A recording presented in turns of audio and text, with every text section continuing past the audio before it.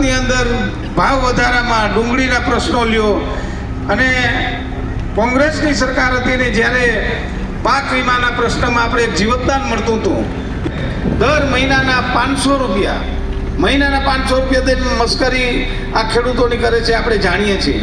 આજે એનો બદલો લેવા માટે, ખેડૂતોને જાગૃત કરવા માટે એક સમય આવ્યો છે કે વિસાવદરમાં ક્યારે કોણ ચૂંટાય. વિસાવદરમાં એક વખત હર્ષદ જેવો સામાન્ય કાર્યકરને કે પબ્લિકમાં હવે આપણા જૂઠાણા ચાલવાના નથી. મિત્રો, જો આ તક આપણે ચૂકી જાઉં તો આના કરતાં વધારેમાં વધારે આપણે અન્યાય સહન કરવાનો વારો આવશે. એ વારો ન આવે. એક ધારે કોઈ કંઈક વિચારે કંઈક અને રિઝલ્ટ આપે કંઈક, તો આ તો હાવણાની હળી તોડતા વાર કેટલી લાગે. અરે એ હાવણો છે ને, એને જો છૂટો કરી નાખો ને,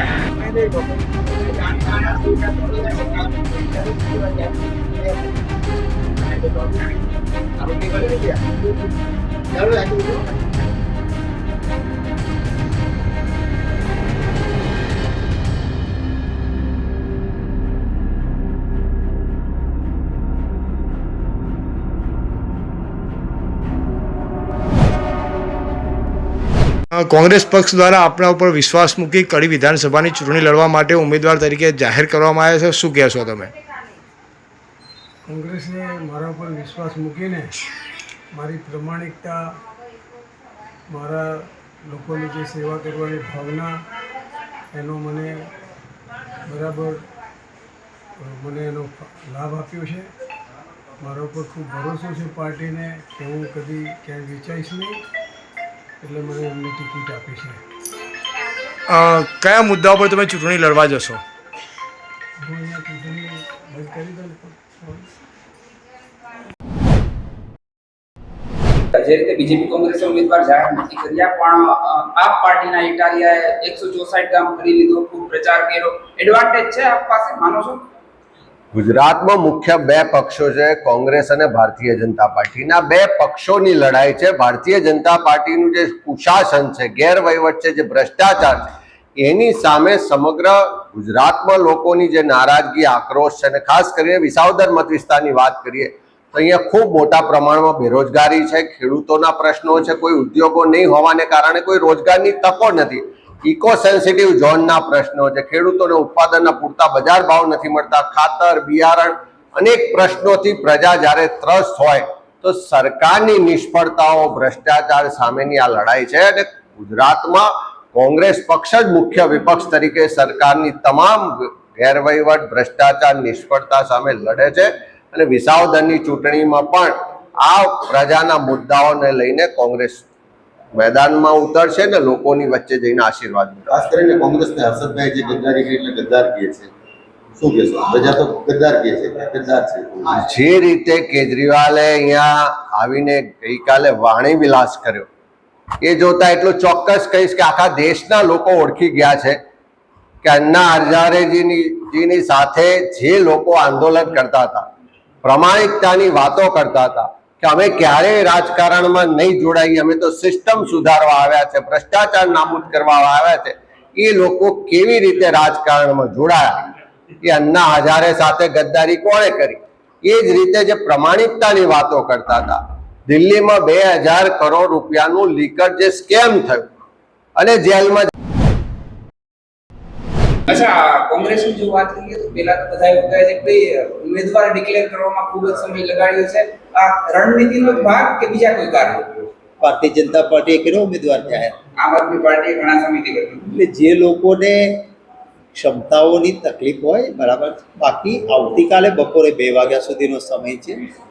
પક્ષની પોતાની પણ કેટલીક રણનીતિઓ હોય છે અને એ રણનીતિના ભાગરૂપે નિર્ણય પક્ષ કરતા હોય. દરેક રાજકીય પક્ષની રણનીતિ હોય. આવતીકાલે બપોરે 2 વાગ્યા પહેલા ઉમેદવાર જાહેર પણ થઈ જશે, એનો મેન્ડેટ પણ હશે અને ફોર્મ પણ જમા થશે.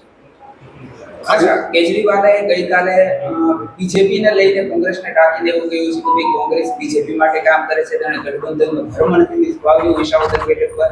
આ વિશે આપની શું? હું કોઈ એક લેવલથી નીચેની રાજનીતિ કરતો નથી, પરંતુ બધા જ જાણે છે કે કોણ શું કરે છે.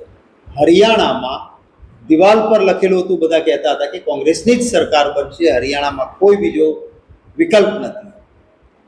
જેમને કરોડો રૂપિયાના કૌભાંડમાં જેલમાં મૂકેલા હતા એ કેજરીવાલજીને હરિયાણાની ચૂંટણીના ફોર્મ ભરવાના થોડા જ દિવસ પહેલા જામીન મળી ગયા. જામીન મળ્યા પછી એમણે ઉમેદવાર પોતાનું કશું જ હરિયાણામાં નથી છતાં વાત કરી તો અમારા હુડ્ડાજીએ સામેથી કહેવડાવ્યું કે આવો ભલે તમારું અહીંયા કંઈ નથી પણ ગઠબંધનમાં 2-5 સીટો પણ અમે આપવા તૈયાર છીએ. એમ છતાં હરિયાણામાં તમામ સીટો પર આમ આદમી પાર્ટીએ એવી રીતે ઉમેદવાર ઊભા રાખ્યા કે જેથી કરીને માત્ર ને માત્ર ભારતીય જનતા પાર્ટીને ફાયદો થાય. એટલે આવી બધી બાબતો જે ચાલતી હોય છે એમાં કોંગ્રેસ પાર્ટી એ પોતાની રીતે પોતાની સ્ટ્રેટેજીથી નિર્ણય કરતી હોય છે. એક દાખલો એવો બતાવે કે કોંગ્રેસ પાર્ટીએ ક્યાંય આવી રીતની રાજનીતિ કરી. જિગ્નેશભાઈ જે ટ્વીટ કર્યું એના માટે શું કહેશો આપ? જિગ્નેશભાઈ મેવાણી કોંગ્રેસ પાર્ટીના કાર્યકારી અધ્યક્ષ છે અને અમારા પરિવારની વાત હોય, કોઈ કોંગ્રેસનો આગેવાન કે કોંગ્રેસ પક્ષમાં જ્યાં સુધી હોય ત્યાં સુધી કોંગ્રેસ પક્ષની વ્યક્તિ માટે, કોંગ્રેસ પક્ષના બીજા નેતા માટે હલકી ટિપ્પણી કરવી એ મારા માટે પણ યોગ્ય નથી. અમારું એક પ્લેટફોર્મ હોય છે જ્યાં કદાચ મારી કોઈ ભૂલ થતી હોય તો મારામાં નાના કાર્યકર્તાને મારી વિરુદ્ધ પણ ફરિયાદ કરવાની ચોક્કસ છૂટ છે અને કરવી જ જોઈએ અને એના માટે કોંગ્રેસ હાઈકમાન્ડને જરૂર કરી શકાય. આ પ્લેટફોર્મ પરથી તમારા મીડિયાના પ્લેટફોર્મ પર મારા કાર્યકારી અધ્યક્ષના વિરુદ્ધની કોઈ ટિપ્પણી કરવી એ યોગ્ય નથી. ઘણા લોકો ઘણા પ્રકારની વાતો કરતા હોય. જિગ્નેશભાઈ કોંગ્રેસ પાર્ટીના કાર્યકારી અધ્યક્ષ છે અને એ સંજોગોમાં મીડિયા પર મારે એને કોઈ ટિપ્પણી કરવાની રહેશે. વિસાવદર બેઠક માટે કોંગ્રેસ કેટલી આસપાસ છે? ચોક્કસ અમે બંને બેઠકો જીતવા માટે લડીએ છીએ. લોકો આખરે કોઈ શખ્સ મોટો નથી, લોકશાહીમાં જનતા જનાર્દન છે. કોંગ્રેસની ફાઇટ બીજેપી હારે કાપ આવી. અમારી ચૂંટણી અમારી પોઝિટિવ અમારા માટેની છે. ગુજરાતનું આજ સુધીનું પોલિટિક્સ જુઓ, ક્યારેય થર્ડ ફ્રન્ટને ગુજરાતીઓએ મતો આપ્યા નથી અને થર્ડ ફ્રન્ટ ગુજરાતમાં ચાલતો નથી. ફાઇટ ભારતીય જનતા પાર્ટી અને કોંગ્રેસ વચ્ચેની જ રહેતી હોય છે.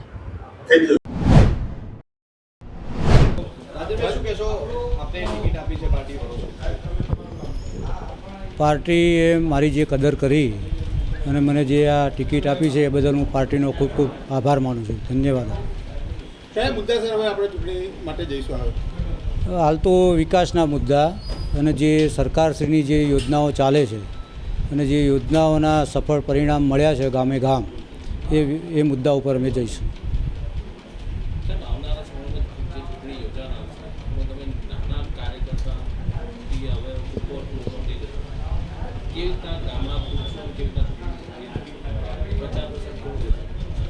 હું સંગઠનમાં પણ મેં કામ કર્યું છે અને સરકારના નિગમમાં ડિરેક્ટર રહીને પણ મેં કામ કર્યું છે. એટલે હું ગામે ગામ લગભગ મોટાભાગના કાર્યકરોને ઓળખું જ છું. એટલે એ રીતે ગામડાઓમાં જઈ અને એમના પ્રશ્નો જે હશે એનો યોગ્ય રીતે નિકાલ કરવાનો પ્રયત્ન કરીશ. અત્યાર સુધીમાં આપણી રાજકીય સફર શું રહી છે? હું 1981-80માં ભાજપની જે સ્થાપના થઈ ત્યારથી ભાજપમાં જોઈન્ટ થયો. 81માં હું તાલુકા પંચાયત મહેસાણાની સીટ ઉપરથી ચૂંટણી લડ્યો, જોટાણા સીટ ઉપરથી. એ વખતે હું ચૂંટાયો ત્યારે મને મતાધિકાર મળ્યો હતો. પાર્ટીએ એ વખતે મને ટિકિટ આપી તો પ્રથમ મત મેં ભાજપને અને મારી જાતને જ આપ્યો હતો. અને ચૂંટાયા પછી હું સામાજિક ન્યાય સમિતિનો ચેરમેન બન્યો. પછી 1985માં પણ હું વિધાનસભા લડ્યો જોટાણા સીટ ઉપરથી ભાજપમાંથી. એ વખતે હું નજીવા મતથી મારી હાર થઈ હતી. એ પછી પાર્ટીએ મને જિલ્લા કક્ષાએ અને સરકારની કમિટીઓમાં પણ મને મૂકેલો છે અને મેં કામ કરેલું છે. અને છેલ્લે આ મને 2025માં પણ ઉમેદવાર બનાવ્યો. તો પાર્ટીનો હું ખૂબ ખૂબ ધન્યવાદ. કડી વિસ્તારમાં કયા પ્રકારના કામ કરવાની ઈચ્છા છે આપણી હવે? કડી વિસ્તારમાં તો હાલ જે અમારા કરશન કાકા જે સ્વર્ગસ્થ થયા એ પછી જે વિકાસના કામો ઉપર જે બ્રેક લાગી છે તો એ કાર્યો જે બાકી છે એને પૂરા કરવાનો પ્રયત્ન કરીશ. એ સિવાય બીજા નવીન કામો જે સંગઠનની ટીમ સાથે રહી અને હું કામ કરીશ.